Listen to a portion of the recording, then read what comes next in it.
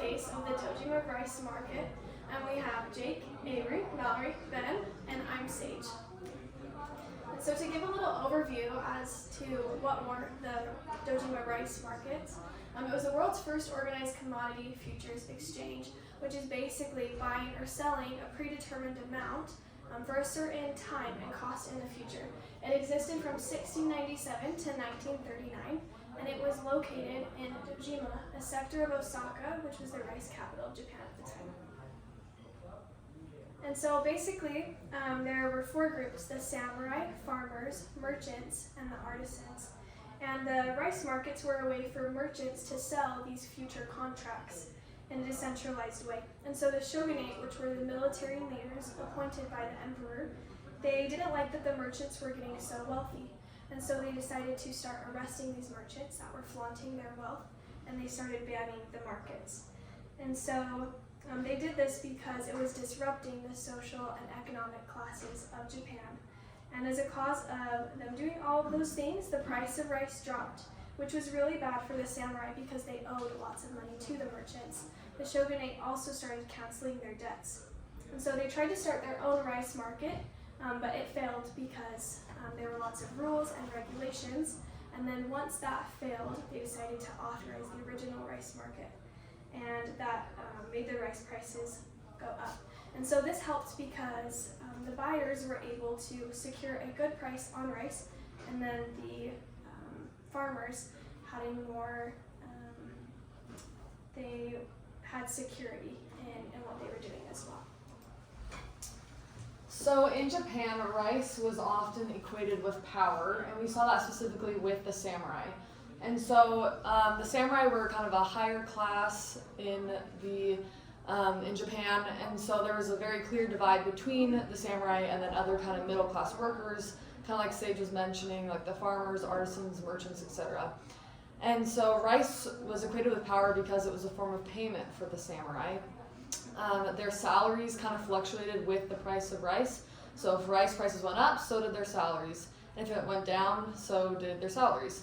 And so when the rice prices did drop, that didn't stop the samurai from still spending lots of money and living their lavish lifestyles. And so because of that, merchants started to gain power because the samurai were in debt to them, and started to kind of, you could more clearly see the divide and why it was a cause for concern for the shogunate and samurai, because the merchants were gaining more and more power. And so the article mentions this thing called forward contracts, which kind of was the basis of how rice was exchanged, and kind of the thought process of buying rice in future rice in hopes that they'll make money later. And so it told the story of a merchant from the north and a merchant from the south, and how they would meet together and they would exchange information about the weather or how their rice was doing in their respective areas. And the rice merchant from the north realized he could profit off of this information by purchasing future harvest and profiting off of the good areas. So the way it would work is he would pay farmers 10% of the negotiated price and wrote drafts for the rest of the prices. And so he would take this rice and he would store it for a few months and then turn around and resell it for 30 to 40% profit. And so this was a great gain to this merchant and many others who tried to do similar things, but they also did run the risk of rice not being delivered to them. The market price of rice could drop and they could lose money, and the farmers themselves could recognize, like, we can make money off of this rice that we're selling to these merchants, so we should just keep it for ourselves. And so it kind of talks about the emergence of rice bills. There were two different kinds. There's backed bills and unbacked bills. So backed bills were based on rice that had already been harvested and allowed for lower transaction costs during the busy seasonal period of when rice was harvested. So kind of the process and the way it would work was a trader would purchase a receipt, and they could either immediately sell that receipt for profit, or they could hold on to it and wait about a week where they could complete the payment, because initially they would have only paid a third of the auction price. And so after they pay for it in full, they would receive an auction bill, which could be exchanged directly for rice. And they could either purchase for resale or consumption, but it kind of benefited them because they didn't have to store the rice themselves, but they could just purchase it later. And then unbacked bills were a little different in that they were based on rice from future harvests, and they were not sold at auction and not necessarily to be expected to be converted to rice. So kind of the way this one worked is a prepayment bill was issued, where a seller was committed to a purchaser to repay with interest in 1 year. A seller would typically be a warehouse and a purchaser would be like a merchant. And so if the seller or warehouse was unable to make that cash payment later, the prepayment bill would be converted into an auction bill, which could then, kind of like the backed bills, be exchanged for rice. And so the prepayment bill was seen as like a loan from the rice broker to a warehouse, and it offered future rice stores as security. Okay, now I'm going to briefly go over the connection between the Dojima rice market and our modern connection, which is cryptocurrency.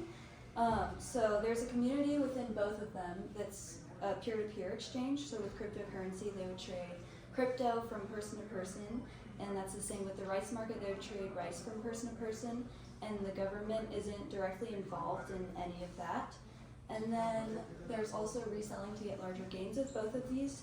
So people would purchase cryptocurrency when the price is low and then try to resell it when it gains value, so that they could make money and get rich off of that.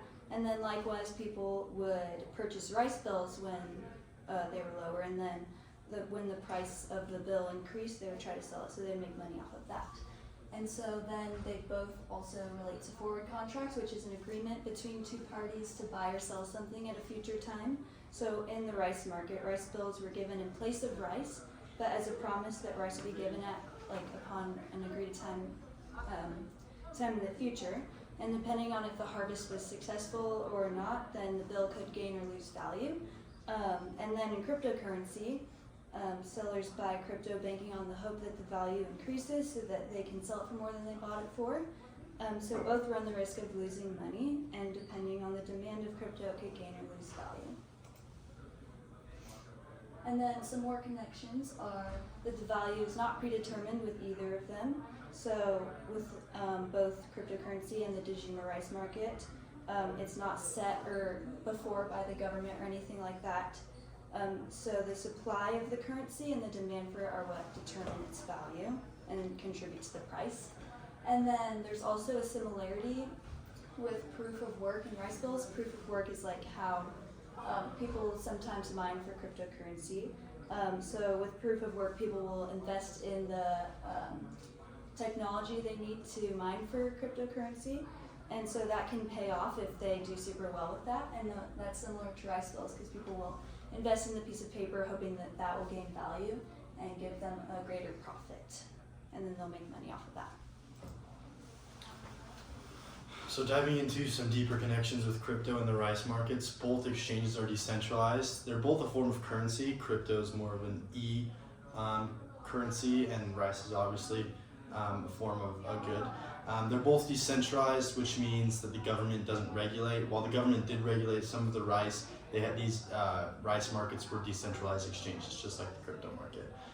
They're very volatile. Obviously, we know that the crypto market is very volatile because it's based on economic situations around the world. It's the same as the rice markets. The rice markets were based on the harvests and the output of the harvest from season to season. One of the big things, and this is studied by the New York Post, that shows that 4 ordinary people were able to make millions off crypto. So we see again the sort of social status of people who are not generally wealthy and powerful able to profit off this sort of exchange, who wouldn't have been able to profit before. And we see the same with the merchants. They were profiting massively off of these rice markets. They were creating huge gains for themselves. In return, the emperor or the shogunate had to regulate this. And this is what we see now as the government is starting to look at regulating crypto on a regular basis. So like Jake was mentioning about the markets and how they're currently not regulated and how the government is looking to regulate these markets, there's just a little timeline about how cryptocurrency has grown, and just like the markets grew in the Dojima rice market. In 2009, Bitcoin was introduced as the first digital coin, and then from there, It was valued, and that's been volatile throughout the 12 years that it's been in the market. In 2011, other cryptocurrencies started to enter the market, so there were other types of futures that you could buy. By 2013, there were so many runs on the market with the rises and fall of volatility of cryptocurrency, of digital currency, that the Bitcoin value dropped from $1,000 all the way down to $300, and that destroyed the cryptocurrency market. With that, in 2016, Ethereum gained a lot of foothold in the market and almost pushed past Bitcoin as that solid coin that people trusted to go out and purchase. However, in 2017, just a year after, Bitcoin reached a value of $10,000 per coin and has risen since then. With the rise of digital currency usage in the US specifically, which about 16% of adult Americans have some form of digital currency, there's been two different processes and regulations that the government has begun to introduce, not completely introduced, but in the process of. The first one was in September of 2022, so just a few months ago. President Biden, with his cabinet, introduced an act, some paperwork and framework for responsible development of digital assets. Within this last year, crypto was at $3 trillion of value in the global market. However, that fell in just 1 year to November of 2022 to be just $900 billion. The volatility that crypto has is what worries the government of trying to regulate it and back it by dollars. The second act and regulation that the government has been pushing forward is the creation of the CBDC, which is a central bank of digital currency by the Federal Reserve. Like President Biden and his office are attempting to stabilize the coin and make the market more reliable, the Federal Reserve is currently debating, and this was just a few weeks ago in the first week of November, they're debating whether or not that they need to back the Federal Reserve with banknotes, with ways to kind of solidify the hold on cryptocurrency. And they've been worried and been researching about this because El Salvador was the first country to take cryptocurrency as a legal tender, and just within this last year, their economy has fallen by $60 million, which in a small country is a lot.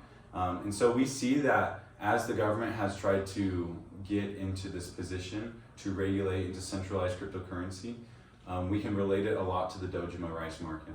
And we've been able to conclude that in this case study and with our current connection, that the government does play an important role in helping to control and centralize the market. However, the people involved, because they continue to buy futures, they continue to invest, and they continue to look for ways to make a profit, there is a massive room for the volatility to affect both people's wealth and their current lifestyles to change who is up top, who's that middle class, and who isn't that poor class.